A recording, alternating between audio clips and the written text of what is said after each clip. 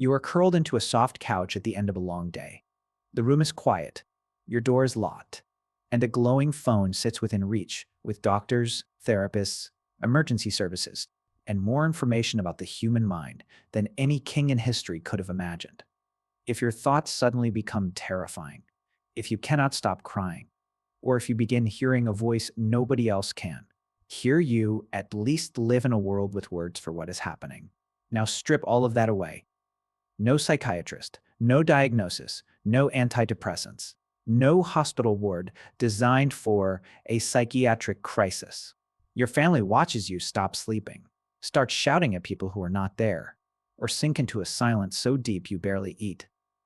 And nobody can agree whether the problem is in your brain, your blood, your soul, or something invisible standing behind you. So the question is simple. For thousands of years, with no modern psychiatry and almost no understanding of the brain, what actually happened to people whose minds seemed to turn against them? The first surprise is that ancient people noticed far more than you might expect. Go back roughly 4,000 years to Babylonia, in what is now Iraq. Clay tablets from the first half of the second millennium BCE describe patterns of behavior that modern scholars have compared with anxiety, depression, phobias, compulsive behavior, psychosis, and neurological illness. That does not mean a Babylonian scribe was diagnosing schizophrenia or major depression. Those categories did not exist, and forcing modern labels onto ancient people can be misleading, but the observers were watching closely. By around 1050 BCE, Mesopotamian scholars had standardized a huge diagnostic series, often called Psychiku, or symptoms. Spread across roughly 40 tablets, it tracked signs from the body and behavior and tried to predict what would happen to the patient. The strange part is that careful observation and supernatural belief were not opposites to them. They could record symptoms with astonishing attention and still decide that an angry god, ghost, or demon was responsible. Here's what doesn't make sense until you think about it. If you do not know about neurotransmitters, trauma, seizures, infections, or brain chemistry, invisible agency can feel like a perfectly logical answer. And that answer shaped who came to help you. Mesopotamian healing could involve different specialists. An Asu worked with remedies such as plant and mineral-based preparations, while an Asapu dealt with diagnosis, ritual, incantation, and forces believed to be supernatural. Some conditions were treated more physically. Others, especially certain states we might now describe as psychosis, severe distress or anxiety, could be interpreted as the work of spirits or divine anger. That sounds frightening. Sometimes it probably was. But supernatural did not automatically mean throw the person away. A ritual could mean that your family gathered around you, a specialist came to the house, words were spoken over you, remedies were prepared, and everyone agreed that your suffering was real enough to require action. The explanation could be completely wrong, while the act of caring was still real. That distinction matters because there was no single ancient answer to mental suffering. There were many answers, often existing at the same time, and some of them directly contradicted each other. Now move west to the Greek world. Around the late 5th century BCE, a medical writer in the Hippocratic tradition looked at epilepsy, the terrifying condition Greeks called the sacred disease, and made a radical argument. This illness was no more divine than other illnesses. It had a natural cause. Epilepsy is a neurological disorder, not a mental illness, but ancient medicine did not draw the clean boundary between neurology and psychiatry that you do now. Then the writer went further, and on the sacred disease, the brain becomes the source of thought, emotion, fear, grief, delirium, and madness. The surviving Hippocratic corpus contains works by different authors rather than one single physician. But this particular text represents one of antiquity's clearest attempts to move frightening behavior away from supernatural explanations and toward the body. Think about that for a second. More than 2,000 years before brain scans, an ancient writer was pointing inside the skull. He was still badly wrong about the mechanism. Hippocratic medicine explained illness through bodily fluids, especially ideas involving phlegm and bile, and those theories would survive far too long. But the direction had changed.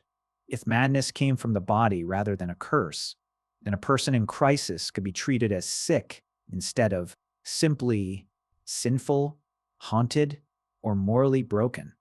Not everyone accepted that view. Religion did not disappear because one medical text challenged supernatural explanations.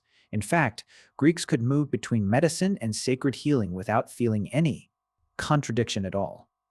At Epidaurus, on the Peloponnese, in southern Greece, the sanctuary of Asclepios became one of the ancient Mediterranean's great healing centers. Healing practices existed at the site long before classical Greece, and the cult of Asclepios was established there by the 6th century BCE. People traveled to the sanctuary seeking recovery from illness. One famous practice was incubation. You entered a sacred setting and slept there, hoping the healing god would appear through a dream that could guide what happened next. The practice became deeply associated with Asclepian healing across the Greek and Roman worlds. To you, that may sound like the opposite of medicine, but imagine what the experience actually did. You left the place where everyone knew you as the strange one. You entered a space built around recovery. You rested. You followed rituals. You met people who were also suffering. You were given a story in which your condition could change. Did that cure psychosis or severe depression? We cannot honestly say that. Epidaurus treated many kinds of illness, not specifically what you would call psychiatric disorders today, but it reveals something deeper. Ancient healing was often about changing the world around the suffering person as much as changing the person themselves. Sometimes the place around you is part of the treatment. And then ancient medicine gets even more uncomfortable because compassion and cruelty can appear in the same paragraph. In the 1st century CE, the Roman encyclopedist Aulus Cornelius Celsus wrote about what he called forms of insania, severe disturbances of mind and behavior. He described some patients as sad, others as excessively cheerful, some as confused, mainly in speech, and others as dangerously violent. He also preserved a fascinating disagreement. Earlier practitioners had sometimes kept disturbed patients in darkness because they believed darkness would calm them. Asclepiades of Bithynia, a Greek physician who worked in Rome during the 1st century BCE, argued that darkness itself could terrify certain patients. Celsus did something surprisingly familiar. He said it depended on the person. If darkness frightened you, use light. If light disturbed you, use dimness. That is almost shocking to read beside his harsher advice. Celsus also said that a violently disturbed person might need to be physically restrained so they could not injure themselves or someone else. There's no padded modern psychiatric unit, no standardized patient rights system, and no guarantee that restraint would remain humane. Here's the part nobody talks about. The same text that permits restraints also recommends hope. Celsus advised removing causes of fear when possible. He suggested entertaining patients with stories and games they had enjoyed before becoming ill. He recommended showing them familiar work, praising what they had done well, and challenging their despair, rather than simply leaving them alone with it. No antipsychotic drugs, no cognitive behavioral therapy.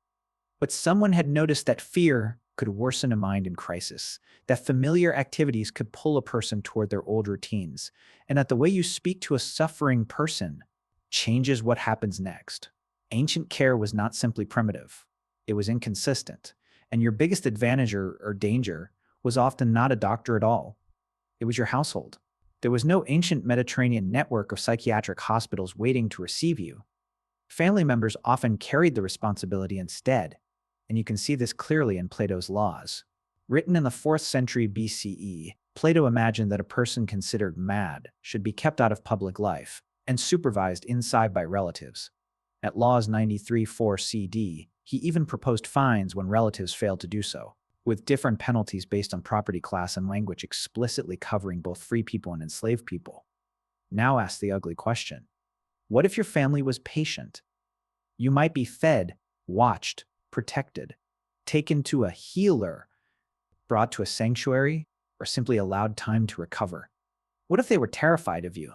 You might be shut away, restrained, ridiculed, treated as dangerous. Your experience depended not only on what was happening inside your mind, but on the household and society surrounding you, on status, resources, freedom, reputation, and whether the people closest to you believed you were sick, cursed, threatening, or responsible for your behavior. That is the piece no medical theory can solve. Because even today, A diagnosis does not care for you. People do. And ancient societies had one more problem. They did not draw the same borders between mental illness, neurological disease, grief, intoxication, fever, disability, religious experience, and unusual behavior that you do now. A seizure could look supernatural. Delirium from physical disease could resemble madness. A person reporting contact with a god might be honored in one setting and feared in another. So when you ask what happened to mentally ill people in ancient times, there is no single answer. Some were prayed over, some were given remedies. Some slept in healing sanctuaries. Some were talked to, entertained, watched, and cared for. Some were restrained. Some were hidden from public life. And some probably survived their worst moments for one simple reason: somebody stayed with them. Think back to your room now. Your ancestors faced mental suffering with 4 enormous disadvantages. They could not name many conditions clearly. They lacked reliable psychiatric medicines. They misunderstood how the brain worked. And they had no modern mental health system waiting to catch someone in crisis. So they answered each problem with whatever they had: observation and herbs, gods and rituals, household care and sacred spaces, stories and games, supervision, and sometimes restraints. Some of those answers were useless. Some were brutal. A few were unexpectedly human. And that may be the most humbling part of the story. Because the distance between you and an ancient person in crisis is enormous in knowledge, but painfully small in experience. Fear still feels like fear. A sleepless night still stretches forever. Despair can still make tomorrow feel impossibly far away. So tonight, when you sink into that soft couch and your phone glows beside you, remember what is hiding inside that tiny piece of glass? Thousands of years of people slowly learning that a troubled mind is not proof of a curse, a demon, a moral failure, or a reason to erase someone from the world. Your ancestors did not always understand what was happening inside a suffering mind. But the best of them had already stumbled onto the first rule of caring for one. When a mind becomes a frightening place to live, the person trapped inside it still needs someone to stay.